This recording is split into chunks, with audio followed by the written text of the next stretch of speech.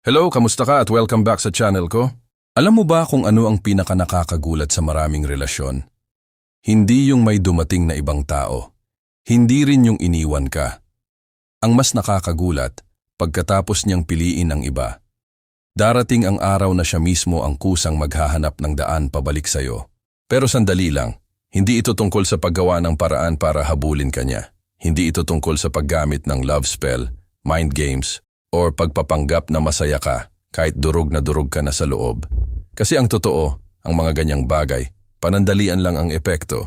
Kapag pilit, kadalasan mas lalo lang siyang lumalayo. Kung ikaw ang taong nasaktan, pinalitan, o iniwan para sa iba, natural lang na itanong mo sa sarili mo, ano bang kulang sa akin? Mas maganda ba siya? Mas mayaman ba? Mas masaya ba siyang kasama? At alam mo, halos lahat ng dumaan sa heartbreak, natanong na rin ang mga tanong na, yan. Kasi kapag nasasaktan tayo, automatic na hinahanap natin ang mali sa sarili natin. Parang feeling natin, tayo ang may problema. Pero paano kung sabihin kong, minsan, wala namang kulang sa'yo. Minsan, ang nangyari lang, may taong gumawa ng desisyong akala niya ay magpapasaya sa kanya. At tulad ng maraming maling desisyon sa buhay, may panahon ding marirealize niyang, hindi pala lahat ng kumikinang ay ginto. Kaya kung ang iniisip mo ngayon ay, paano ba siya babalik? Baka mali na agad ang tanong. Mas magandang itanong mo, paano ako magiging taong hindi madaling palitan? Magkaiba ang dalawang tanong na yan. Kapag ang focus mo ay kung paano siya ibabalik, nakasentro pa rin ang buhay mo sa kanya. Pero kapag ang focus mo ay kung paano mo ibabalik ang sarili mong halaga, doon nagsisimulang magbago ang lahat. May isang kwento akong gustong ibahagi.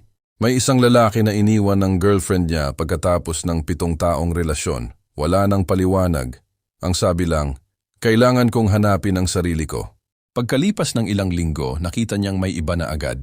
Alam mo kung ano ang ginawa niya? Wala. Hindi siya nagmakaawa. Hindi siya gumawa ng fake account para bantayan sila. Hindi siya nagpost ng mga parinig.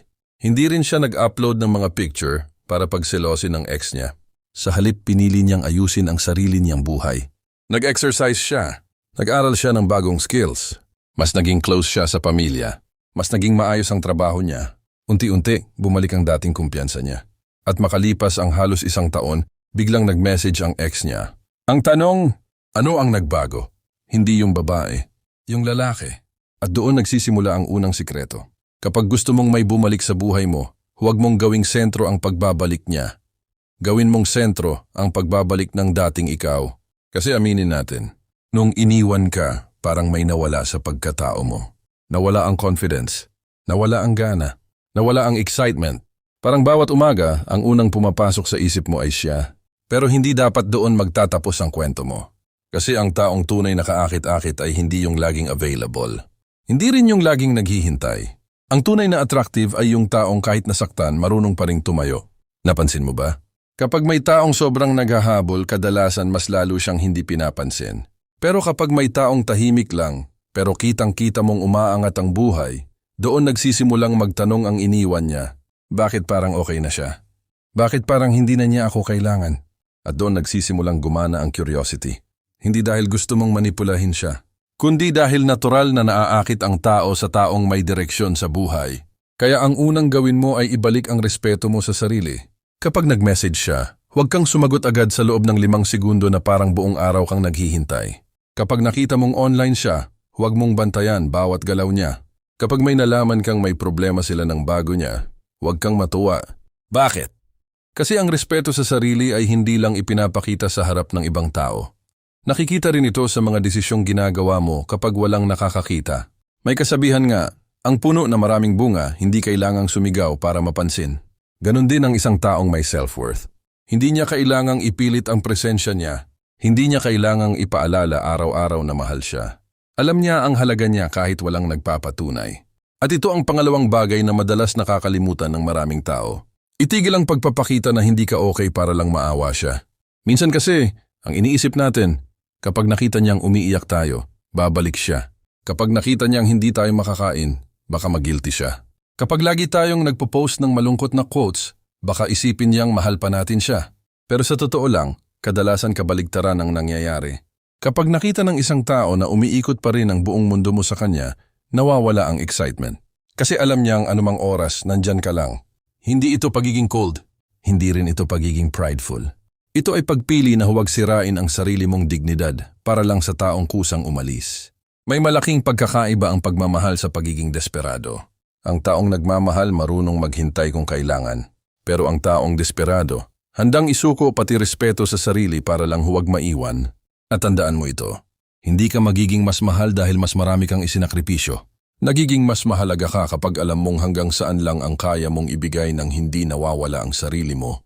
May isang bagay na bihirang pag-usapan kapag may naghihiwalay.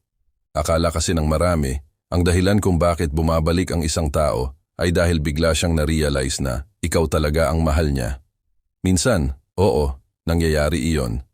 Pero sa maraming sitwasyon, may mas malalim na dahilan. Kapag wala ka na sa buhay niya, sa kanya nararamdaman ang mga bagay na dati niyang binabaliwala. Yung katahimikan na ibinibigay mo. Yung pagiging totoo mo. Yung pakiramdam na may taong laging nasa tabi niya kahit hindi siya perpekto. Kaya kung gusto mong magkaroon ng pagkakataong maisip kanyang muli, huwag mong punuin ang bawat araw niya ng presensya mo. May mga taong pagkatapos ng hiwalayan, halos araw-araw pa rin ang chat. Kumain ka na ba? Ingat ka? Pwede ba tayong mag-usap? Kahit friends na lang tayo. Akala nila ipinapakita nila ang pagmamahal. Pero ang nakikita ng kabilang tao, wala namang nagbago. Nandyan ka pa rin anumang gawin niya. At kapag ganun ang sitwasyon, paano kanya mamimiss? Paano niya mararamdaman ang pagkawala mo kung hindi ka naman talaga nawala? Minsan, ang pinakamalaking regalo na maibibigay mo sa isang taong umalis ay ang pagkakataong maranasan ang buhay na wala ka. Hindi para parusahan siya. Hindi para maglaro ng isip. Kundi para magkaroon kayong dalawa ng espasyo para makita kung ano talaga ang halaga ng isa't isa. May kasabihan, hindi mo malalaman ang halaga ng ilaw hanggat hindi ka napupunta sa dilim. Ganon din sa relasyon. May mga taong sakalang nakakakita ng halaga kapag wala na ang taong dati nilang laging nakikita. Kaya huwag mong katakutan ang katahimikan. Minsan, ang katahimikan ang pinakamalakas magsalita. Habang ikaw ay tahimik na inaayos ang sarili mong buhay, marami nang nangyayari sa isip ng taong umalis. Mapapatanong siya, kumusta na kaya siya? Masaya na kaya siya? May iba na kaya? At pansinin mo, hindi mo kailangang sagutin ang mga tanong na iyon. Hayaan mong siya mismo ang maghanap ng sagot. Ngayon, pag-usapan naman natin ang isang bagay na madalas nakakalimutan ng maraming tao. Ang pagiging masaya kahit wala siya. Hindi ibig sabihin nito na hindi ka na nasaktan. Hindi rin ibig sabihin na isang linggo lang okay ka na agad. Ang ibig sabihin nito, pinili mong huwag manatili sa sakit habang buhay. May malaking pagkakaiba ang pagdadalamhati at ang pananatili sa pagiging biktima. Normal ang umiyak. Normal ang malungkot. Normal ang magluksa. Pero darating ang araw na kailangan mong sabihin sa sarili mo, tama na. Hindi pwedeng dito na lang umiikot ang buhay ko. Kapag nagsimula kang gumawa ulit ng mga bagay na nagpapasaya sa'yo, may kakaibang enerhiya kang dala. Kapag natuto kang tumawa ulit, kapag nagkaroon ka ulit ng mga pangarap, kapag bumalik ang ningning ng mga mata mo, iyon ang mga bagay na hindi mabibili. At iyon din ang mga bagay na napapansin ng mga taong dating umalis. Hindi dahil gusto mong ipakita sa kanila, kundi dahil natural na lumalabas ang confidence ng taong buo ang sarili. May kilala akong babae na halos 2 taon bago tuluyang nakamove on. Sa unang 6 na buwan, halos araw-araw siyang umiiyak. Pero isang araw napagod siya. Hindi sa pagmamahal. Napagod siyang laging siya ang nawawala. Kaya nagbago siya. Natutong mag-travel kahit mag-isa. Nag-aral ng baking. Nagkaroon ng bagong circle of friends. Unti-unting naging mas magaan ang buhay niya. At isang gabi biglang nag-message ang ex niya. Sana pwede pa tayong magkita. Ngumiti lang siya. Hindi dahil gusto niyang gumanti. Kundi dahil sa unang pagkakataon, hindi na siya kinabahan. Hindi na siya natakot. Hindi na siya umasa. Doon niya na-realize na ang tunay na panalo ay hindi ang pagbabalik ng ex. Ang tunay na panalo ay ang punto ng buhay mo na kahit bumalik siya o hindi, okay ka pa rin. Kapag dumating ka sa ganitong estado, iba na ang dating mo. Hindi ka na madaling kontrolin ng emosyon. Hindi ka na basta-basta natitinag sa isang simpleng message. Hindi ka na agad naniniwala sa matatamis na salita. At alam mo kung bakit? Kasi natutunan mo nang piliin ang sarili mo. Ang totoo, maraming tao ang gustong bumalik sa taong iniwan nila. Pero hindi lahat ay karapat-dapat bigyan ng pangalawang pagkakataon. Hindi dahil masama silang tao, kundi dahil minsan ang pagbabalik ay bunga lang ng lungkot, pagsisisi o pagkadismaya sa bago nilang pinili. Kaya kung sakaling dumating ang araw na magparamdam siya ulit, huwag mong isipin na kailangan mo agad siyang tanggapin. Makinig ka. Magmasid ka. Tingnan mo kung nagbago ba talaga siya. Dahil ang tunay na pagbabago ay hindi nakikita sa matatamis na pangako. Nakikita ito sa paulit-ulit na tamang kilos. At dun mo rin makikita kung ang pagbabalik niya ay dahil mahal ka niya o dahil wala na siyang ibang mapuntahan. At dito pumapasok ang pinakamahalagang bahagi na madalas nakakaligtaan ng maraming tao. Kapag bumalik siya, huwag mong isipin na iyon na agad ang happy ending. Maraming tao ang buong akala kapag nag-message ulit ang ex, kapag humingi ng tawad, o kapag nagsabing, pwede ba tayong magsimula ulit? Tapos na ang problema. Pero ang totoo, doon palang magsisimula ang pinakamahirap na desisyon. Kasi ang tanong ay hindi na, babalik ba siya? Ang tanong na ngayon ay, karapat-dapat pa ba siyang pabalikin sa buhay ko? Malaking magkaiba ang dalawang tanong na iyon. Nung una, baka ikaw ang nagmamakaawa. Ikaw ang naghihintay. Ikaw ang umaasa. Pero kapag inayos mo ang sarili mo, natutunan mong mahalin ang sarili mo at bumalik ang respeto mo sa sarili, magbabago ang pananaw mo. Hindi ka na basta matutuwa dahil lang nag-chat siya. Hindi ka na agad maniniwala sa isang miss na kita. Hindi ka na madaling matitinag ng matatamis na salita. Bakit? Kasi alam mo na ang halaga mo.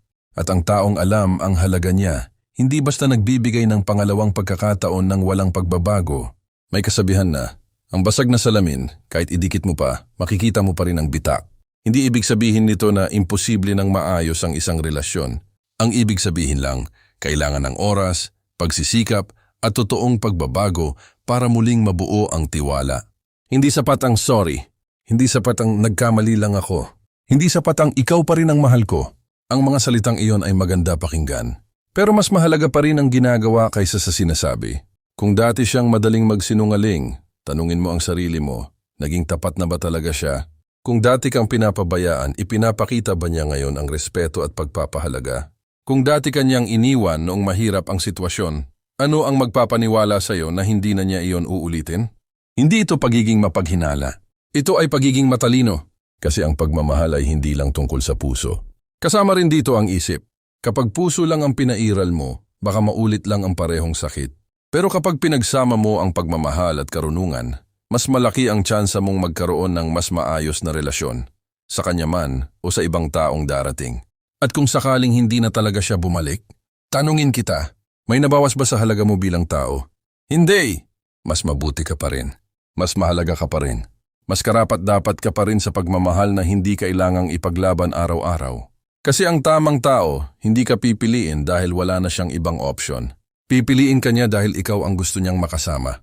At kung may dumating mang taong kailangan pang mawala para makita ang halaga mo, isipin mo rin kung gusto mo pa bang ibigay ulit ang puso mo sa ganoong klase ng tao. Minsan, ang pinakamagandang regalo ng isang hiwalayan ay hindi ang pagbabalikan, kundi ang pagkakataong makilala mo ang sarili mong lakas. Yung dating akala mong hindi ka mabubuhay kapag wala siya, ngayon, ikaw na mismo ang nagpapatunay na kaya mo pala. Yung dating bawat gabi kang umiiyak, ngayon, nakakatulog ka ng payapa. Yung dating bawat post niya ay sinusubaybayan mo, ngayon, wala ka nang pakialam kung ano ang ginagawa niya. Iyon ang tunay na kalayaan, hindi ang makalimot, kundi ang hindi na maging bihag ng nakaraan. Kaya kung may isang bagay kang dapat tandaan mula sa pag-uusap natin, ito iyon. Huwag mong gawing misyon ang pabalikin ang taong umalis. Gawin mong misyon ang maging pinakamahusay na bersyon ng sarili mo. Kapag nangyari iyon, dalawa lang ang posibleng resulta. Maaaring bumalik siya, o maaaring may mas mabuting taong dumating sa buhay mo. At sa totoo lang, pareho iyong panalo. Dahil sa parehong sitwasyon, ikaw ang taong nagbago. Ikaw ang taong lumakas. Ikaw ang taong natutong magmahal nang hindi isinasakripisyo ang sarili. Kung may pinagdadaanan ka ngayon, gusto kong malaman mo na hindi ka nag-iisa. Maraming tao ang dumaan sa parehong sakit na nararamdaman mo ngayon. Pero marami rin sa kanila ang nakabangon. At kaya mo rin. Hindi man bukas. Hindi man sa susunod na linggo. Pero isang araw, magigising ka na lang. At mapapangiti ka dahil hindi na siya ang unang pumapasok sa isip mo. At kapag dumating ang araw na yon, malalaman mong nanalo ka na. Kung umabot ka hanggang dito sa video, isulat mo sa comments ang salitang, pinili ko ang sarili ko. Gusto kong malaman na handa ka nang unahin ang respeto, kapayapaan at pagmamahal sa sarili kaysa ang paghabol sa taong kusang lumayo. Kung nakatulong ang video na ito, huwag kalimutang i-like at i-share para makarating din ito sa mga taong kailangan itong marinig. At kung gusto mo pa ng mga ganitong usapan tungkol sa relasyon, self-worth, at emotional growth, mag-subscribe sa channel at i-click ang notification bell para hindi mo ma-miss ang mga susunod nating videos. Laging tandaan, ang tunay na pagmamahal ay hindi kailanman humihiling na mawala ang pagkatao mo. Ang tamang tao ay darating na hindi ka kailangang habulin, baguhin o pilitin para mahalin. Kaya habang hinihintay mo ang tamang panahon at tamang tao, huwag mong kalimutang alagaan ang pinakamahalagang tao sa buhay mo, ang sarili mo. Mag-ingat ka palagi, manatiling matatag at tandaan. Ang pinakamagandang kabanata ng buhay mo ay maaaring hindi pa nagsisimula. Maraming salamat sa panonood at magkita-kita tayo sa susunod nating video.